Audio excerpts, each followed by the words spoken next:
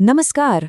आज हम बात करने वाले हैं भारत के इतिहास के एक ऐसे महानायक की, एक महान योद्धा और एक दूरदर्शी शासक, छत्रपति शिवाजी महाराज। हम समझेंगे उनके जीवन को और उनके उस सपने को जिसे हम स्वराज्य के नाम से जानते हैं। तो चलिए इसी सवाल से शुरुआत करते हैं। सोचिए, 17वीं सदी का भारत, चारों तरफ बड़े बड़े शक्तिशाली साम्राज्यों का बोलबाला। ऐसे में एक अकेला व्यक्ति एक आजाद राष्ट्र का सपना देख कैसे सकता है? और सिर्फ सपना देखना ही नहीं, उसे हकीकत में बदल कैसे सकता है? यही तो कहानी है अदम्य साहस और एक ऐसी रणनीति की जो हैरान कर देती है। उस सवाल का जवाब वो छिपा है उस समय के हालात में। तो सबसे पहले ये समझना जरूरी है कि वो दौर कैसा था, वो माहौल कैसा था जहां से ये स्वराज का सपना, जो उस वक्त एक असंभव सा सपना लगता था, शुरू हुआ।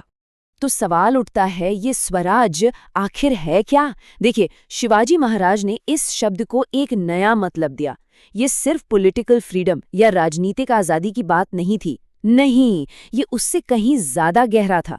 इसका मतलब था स्वशासन, मतलब अपना राज। एक ऐसा राज जो न्याय और आज़ादी की बुनियाद पर खड़ा हो, अपने लोगों के लिए। लेकिन स्वराज्य की जरूरत आन क्यों पड़ी? इसके पीछे कई बड़ी वजहें थीं। उस जमाने में शासन बहुत अत्याचारी था। लोगों पर इतने भारी और गलत टैक्स लगाए जाते थे कि जीना मुश्किल था। धार्मिक कट्टरता तो अपने चरम पर थी ही, मंदिरों को तोड़ा जा रहा था। और सबसे बुरी बात, आम लोगों का आत्मसम्मान, उनकी सेल्फ रिस्पेक्ट जैसे खत्म ही हो गई थी। इन्हीं हालातों ने, इसी घुटन ने स्वराज्य की उस चिंगारी को हवा दी। तो ऐसे मुश्किल हालात में कौन था वो जिसने इस बदलाव की मशाल उठाई?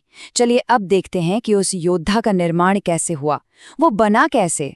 कहानी शुरू होती है साल 1630 में, शिवनेरी के एक पहाड़ी किले से, जहां शिवाजी का जन्म हुआ। उनके पिता शाहजी राजे ज्यादातर फौजी अभियानों पर ही रहते थे, तो उनका पूरा बचपन अपनी माँ जीजाबाई की देखरेख में बीता। और जीजाबाई कोई आम माँ नहीं थीं। उन्होंने शिवाजी को रामायण और महाभारत की कहानियां सुनाई, कहानियां न्याय की, धर्म की, वीरता की। और यही संस्कार, यही शिक्षा आगे चलकर उनकी मशहूर गुरिल्ला युद्ध नीति की नींव बनी। तो शिक्षा और संस्कार तो मिल गए। अब सवाल ये था कि इस बड़े सपने को हकीकत में कैसे बदला जाए। और ये काम सिर्फ तलवार के दम पर नहीं हो सकता था। इसके पीछे एक बहुत ही सोची समझी, एक ब्रिलियंट स्ट्रैटेजी थी। तो स्वराज्य का पूरा ब्लूप्रिंट, उसकी नींव इन 5 कमाल के कदमों पर टिकी थी। नंबर 1, किलों पर कब्जा। तोरना जैसे स्ट्रेटेजिक किलों को जीतकर एक मजबूत बेस बनाया गया। नंबर 2, जनता का समर्थन। स्थानीय किसानों और मावलों का भरोसा जीता, क्योंकि उनके बिना तो कुछ भी मुमकिन नहीं था।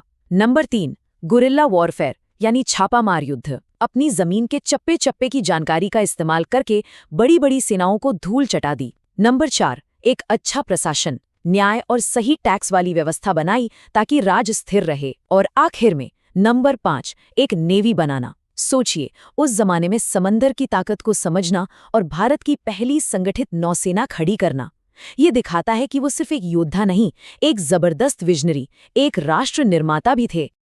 लेकिन जाहिर है ये सब इतना आसान तो नहीं था। रास्ते में चट्टान जैसी बड़ी बड़ी चुनौतियां थीं। तो अब देखते हैं कि उन्होंने अपने वक्त की सबसे बड़ी ताकतों को, मुगलों और सल्तनतों को, कैसे टक्कर दी। मुकाबला देखिए, एक तरफ थी आदिल शाही की लाखों की फौज, बेहिसाब पैसा और ताकत, और दूसरी तरफ शिवाजी महाराज की एक छोटी सी लेकिन तेजतर्रार सेना, पहाड़ों में रहने वाले स्थानीय लोगों का अटूट साथ, और उनका सबसे बड़ा हथियार, उनकी अपनी बुद्धि, उनकी चतुराई और गजब का साहस। और इस चतुराई का सबसे बड़ा सबूत मिलता है 1659 में। आदिल शाही ने अपने सबसे खूंखार और ताकतवर जनरल अफजल खान को भेजा। उसका एक ही मकसद था, शिवाजी को कुचलना। लेकिन प्रतापगढ़ के किले में जो हुआ वो इतिहास बन गया। शिवाजी महाराज ने सिर्फ ताकत से नहीं, बल्कि अपनी कमाल की रणनीति और हिम्मत से उसे हरा दिया। ये ब्रूट फोर्स पर दिमाग की एक शानदार जीत थी। और फिर साल 1666 में आगरा में औरंगजेब की कैद से उनका बच निकलना। अरे, ये तो किसी जंग से कम नहीं था। इसे कोई पारंपरिक लड़ाई नहीं कह सकते। ये तो दिमाग की, स्ट्रैटेजी की सबसे बड़ी जीतों में से एक थी।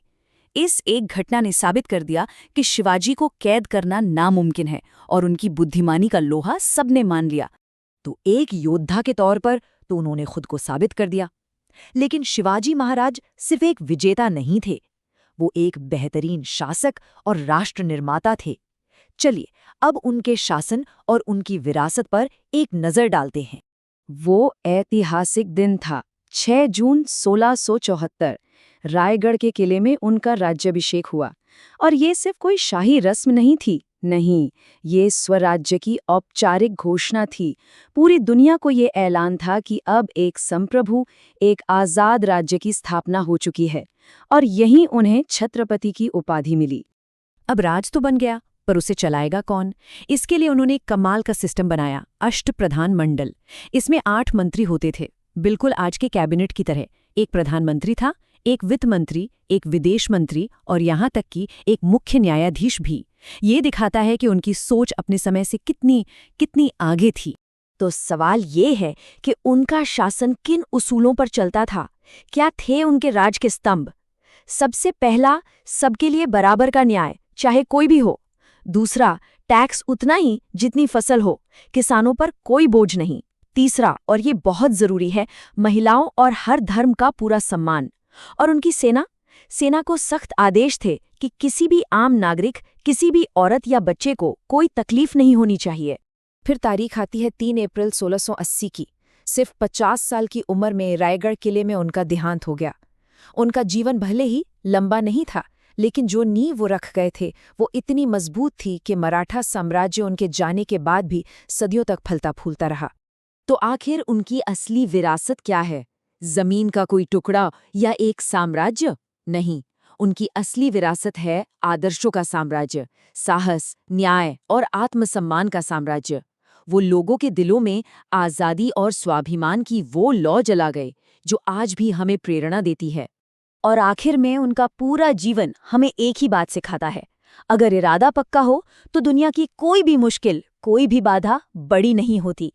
छत्रपति शिवाजी महाराज का जीवन इस बात का सबसे बड़ा सबूत है कि कैसे एक अकेला इंसान अपने मूल्यों और अटूट इच्छा शक्ति के दम पर इतिहास का रुख मोड़ सकता है।